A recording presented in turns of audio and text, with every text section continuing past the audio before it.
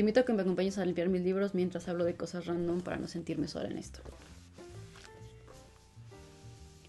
La verdad es que para hacer una lectora intensa, como siento que lo soy, tengo muy pocos libros, pero en mi defensa tuve que dejar varios de ellos en Monterrey en casa de mi novia porque ya no me cabían en la maleta. Y pensar en eso me hizo también pensar en que el año pasado, no sé, para quien sepa o para quien no, estuve básicamente, no el año pasado, este año 2023, estuve básicamente 9 meses, 10 meses en Orlando, Florida, porque me fui a uno de los programas de Disney. Y yo iba muy decidida a leer muchísimo y llené mi maleta de libros, lo cual fue una súper mala idea porque pesaba horrible, tremendo peso que realmente no necesitaba. Y hay libros que literalmente ya no me cabían en la maleta para cuando me fui para allá y entonces tuve que dejar en Monterrey en casa de mi novia. Y para elegirlos fue toda una tortura porque me senté a reflexionar qué necesitaba que me acompañara en mi año estando en Orlando hasta cierto punto sola y trabajando y saben, en el lugar más ruidoso que puede existir después de Nueva York, supongo. Y cuando logré decidirme qué libros quería, según yo porque tenían una razón de ser cada libro, no leí ninguno. No leí ni uno y les puedo decir que me llevé, no estoy exagerando, probablemente me llevé 20 libros. 20 libros es muchísimo si nos ponemos a pensar que normalmente uno lee por lo menos 12 libros al año, uno por mes. 20 libros es muchísimo pensando que iba a estar en un lugar donde trabajaba más de 8 horas al día y aparte pues, sabes, tenía todo el entretenimiento que ofrece Orlando y aparte iba a vivir hasta cierto punto pues con amigos todo el tiempo. Ponerme a pensar que iba a leer 20 libros al día era una cosa que no tengo idea cómo lo pensé. Pero estaba muy enamorada de la lectura en ese momento y yo pensé que iba a poner a la lectura ante todo, lo cual no fue así. Eso me llevó a leer absolutamente nada en el año. Y ahora que regresé hace 2 meses más o menos, 2 meses y medio, y me di cuenta de todos los libros que no había leído y me puse a leerlos poco a poco. También me di cuenta de lo que me había perdido de no estar leyendo en el año, tanto tiempo sin leer. Y una de esas cosas fue que yo me siento que cuando dejo de leer empiezo a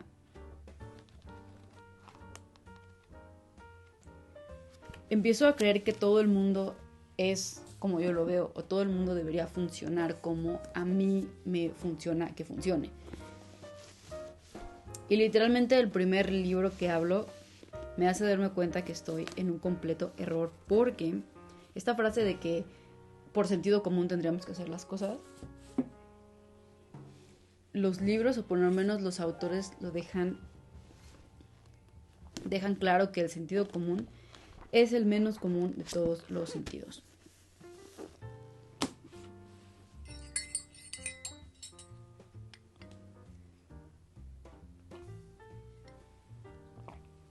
Porque aunque los seres humanos pareciéramos iguales, la verdad es que no tenemos nada en común que nos hiciera pensar a todos por igual o sentir a todos por igual o ver la vida a todos por igual. Todos hemos pasado por cosas súper distintas, tenemos historias súper distintas, crecimos en contextos súper distintos, nos hemos relacionado con personas súper distintas e incluso la cultura, el lugar en donde vives, el clima, la falta de sol o el exceso de sol. Todos esos factores nos hacen pensar tan distinto que ¿por qué estaríamos tan casados con que existe un sentido común? Y es la crítica que todos tenemos de pronto cuando vemos, no sé, cualquier situación que una persona piensa o que hizo algo que nos parece absurdo de tomar una decisión igual y decimos, es que por sentido común no lo haces. Es que por sentido común no existe el sentido común. Esa es una de las cosas que más me han enseñado los libros y que al dejar de leer se me olvida.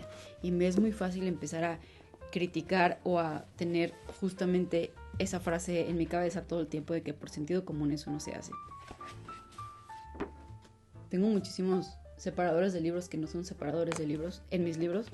No sé, porque de repente me gusta algo muy, muy importante y los dejo ahí y después no tengo separados de libros porque ya se me perdieron todos. Por ejemplo, vean este, es del Museo de la Familia de Walt Disney de San Francisco. No sé cómo se puede ver. Ahí está. No es un separador de libro como tal, pero es tan bonito el boleto que al parecer me gustó el separador de libro. Y este es uno que regalaban en Gandhi, que no es por hacer promoción, pero ahí está. Estaba bien padre. Es un dinosaurio. No sé si se ve. Y yo lo enliqué. En fin. Ahorita que estoy limpiando estos libros, creo que justo lo de que el sentido común es el menos común de todos los sentidos lo dice este autor. No me acuerdo en cuál de estos dos libros es. El cerebro feliz y el cerebro idiota.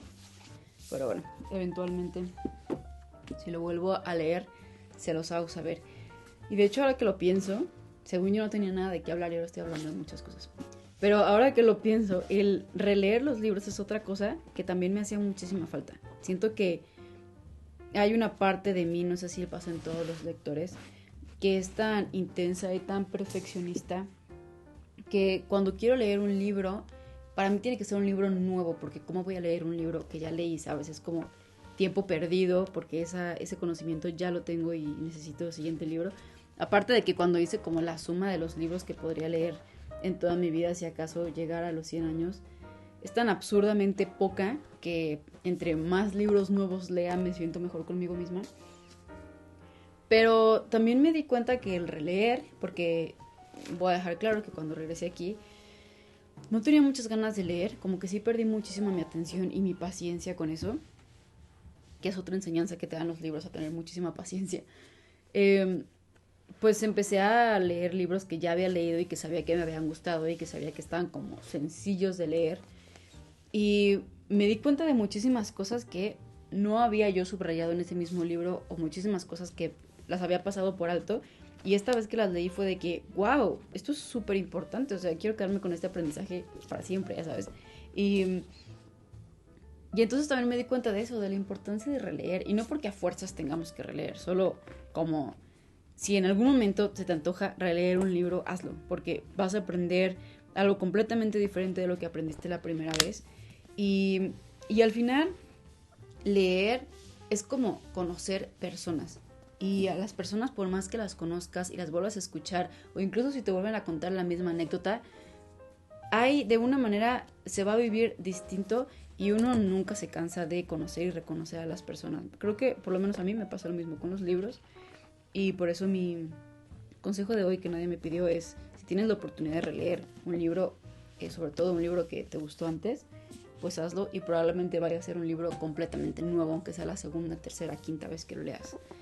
Y ahora que dije eso de que leer es como conocer personas, también me vino a la mente que en estos días pensé que la mejor manera de hacer que alguien te escuche es escribiendo un libro. Porque cuando tú estás leyendo un libro, el libro no es el autor, ¿sabes? O sea, el autor claro que dejó aquí sus pensamientos, pero el libro no es el autor. Y no estás con esa lucha de poderes como cuando estás conversando con una persona.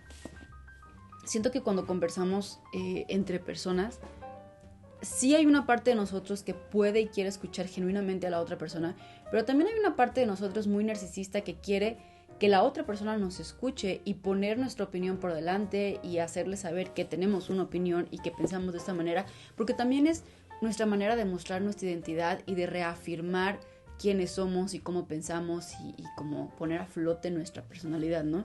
No creo que sea nada malo en absoluto, creo que es una manera que tenemos los seres humanos al relacionarnos, pero la magia de leer un libro es que no haces eso con un libro, porque cuando estás leyendo un libro no tienes como tus defensas altas, porque si hay algo que no te gusta, honestamente lo puedes cerrar y lo puedes aventar y no lo vuelves a abrir y ya está. Y como está esa parte tan libre de que el libro no te está viendo fijamente y no te está juzgando lo que piensas, lo que opinas acerca de lo que dicen sus líneas, creo que tenemos más apertura para seguir leyendo aunque nos parezca mal, o nos parezca incorrecto o no vaya con nuestras convicciones lo que estamos leyendo, ¿no? Entonces creo que es una manera de hecho bastante asertiva de escuchar o de abrirnos a el pensamiento de otra persona completamente diferente a nosotros y que al final nos enseña que tal vez si nos quedamos como literal hasta el final podamos entender todo lo que engloba, todo el contexto, toda la historia que hay detrás de la manera de ver la vida de cierta persona, en este caso pues de un autor. Y por eso también creo que los libros no solo dan conocimiento. Yo no sé por qué leo más no ficción que ficción. Creo que debería empezar a leer más ficción también. Porque la no ficción te da conocimiento teórico, ¿no? Pero creo que la ficción te da algo muy importante, que es que aunque estemos hablando de personajes, te da la oportunidad de meterte a la vida íntima de el personaje, que en la mayoría de los casos son personas, y que es algo que de otra manera difícilmente vamos a poder hacer, como realmente poder seguir paso a paso la vida de alguien, como detrás de cámaras, como es la persona en todos sus aspectos, e incluso ir entendiendo sus sentimientos y la historia que lo lleva a ser quien es, ¿no? Comportarse como se compone. Creo que al final todo se trata de historias y por eso probablemente debería empezar a leer más ficción. Pero bueno, esa es otra cosa que creo que los libros te dan, como conocer a una persona tan profundo, porque al final los personajes están basados en historias reales y no porque la historia sea un hecho real, sino que no podemos inventar algo que no existe. Decía otro autor, que honestamente no me acuerdo quién era, que no hay nada nuevo bajo el sol. Y eso quiere decir que solamente recopilamos un montón de datos y un montón de información de cosas que ya hemos vivido o cosas que conocemos, para inventar nuevas historias. Entonces los personajes al final son a partir de sentimientos, emociones, historias, pensamientos que sí han sucedido en la cabeza, en la vida y en la historia de personas reales. Me acabo de dar cuenta que no había prendido el micrófono, así que una disculpa por ese sonido tan extraño que escucharon ahorita.